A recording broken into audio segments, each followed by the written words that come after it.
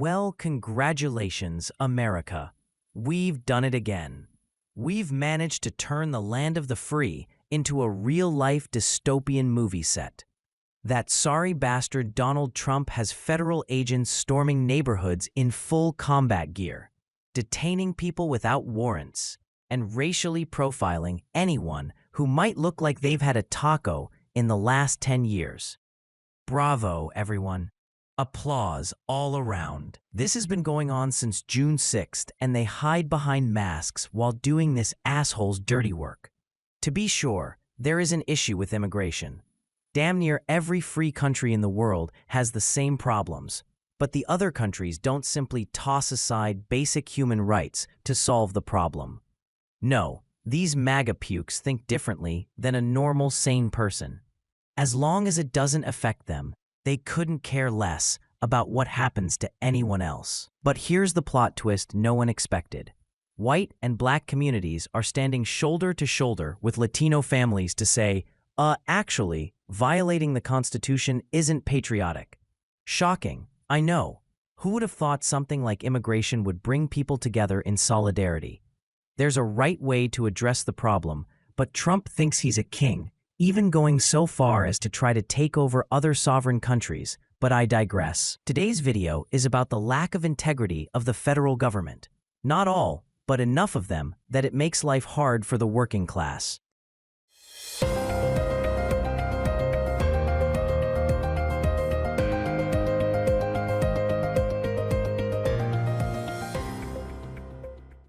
So let's set the scene. Since June 6th, Southern California has basically become ICE's personal playground. Bus stops, car washes, gas stations, nothing's off limits. Got brown skin? Congratulations. You've been randomly selected for freedom checks. And then there's Camarillo, July 10th, a cannabis farm, because of course we're still demonizing weed while half the country sells it at strip mall dispensaries.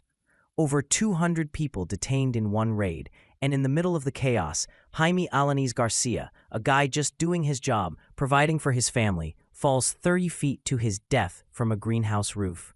Now, ICE would like you to believe they weren't chasing him. Sure, and I wasn't speeding when I passed that cop, I was just testing gravity. Here's the truth.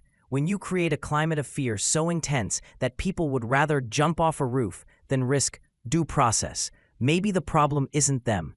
Maybe the problem is your unconstitutional police state. And let's be brutally honest. If people were being given due process, like the Constitution demands, they wouldn't be running in terror to begin with. Jaime wasn't armed. He wasn't a threat.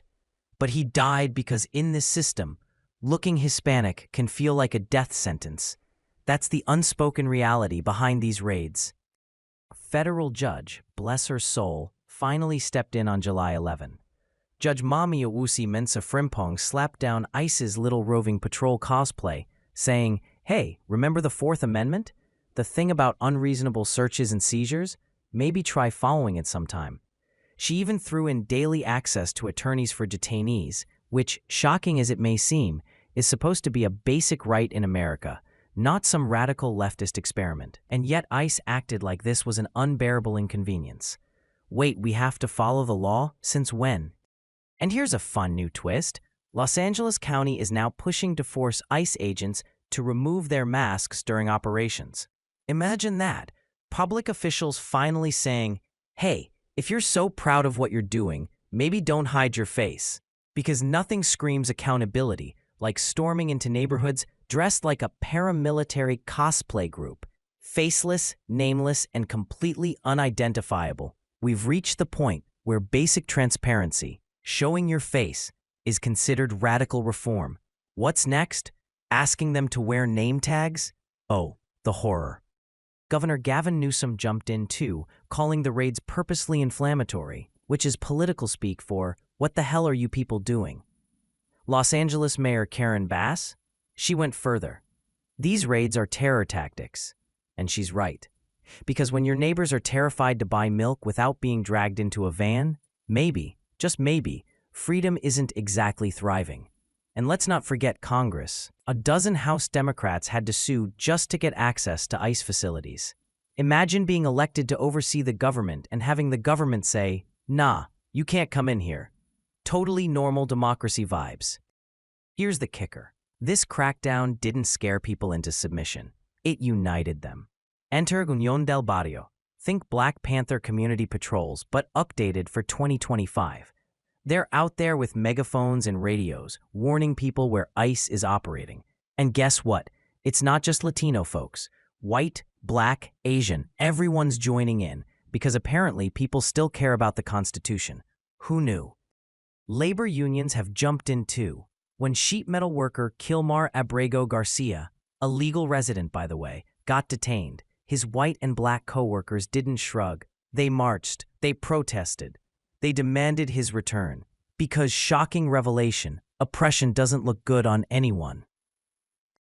And for anyone who still thinks this is about illegals, let me introduce you to the actual victims. A U.S. Army veteran detained because he couldn't prove his citizenship while holding military ID. A college professor pulled from his car because he looked foreign. Families ripped apart while grocery shopping.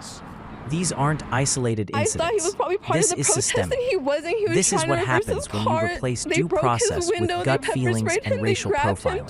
And if you think you're safe because you're not Latino, wait until the government decides you look suspicious. So now we're in court. Civil rights groups are pushing for class action status, trying to permanently ban these tactics. ICE, naturally, plans to appeal because apparently violating the Constitution is a hill they're willing to die on. The outcome here sets the tone for the entire country. Either we draw the line on government overreach, or we kiss the Bill of Rights goodbye. Let's cut through the spin.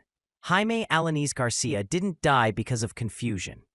He died because ICE created an environment where being Hispanic is treated like probable cause, where fear replaces due process, where freedom is conditional on what you look like. So, support the ACLU. Support 805 UndocuFund. Support anyone fighting this insanity, because constitutional rights aren't supposed to be optional. And as long as the federal government keeps showing zero integrity, we'll keep bringing you reports like this, right here on the Integrity Report. Truth without compromise, and without the sugarcoating too.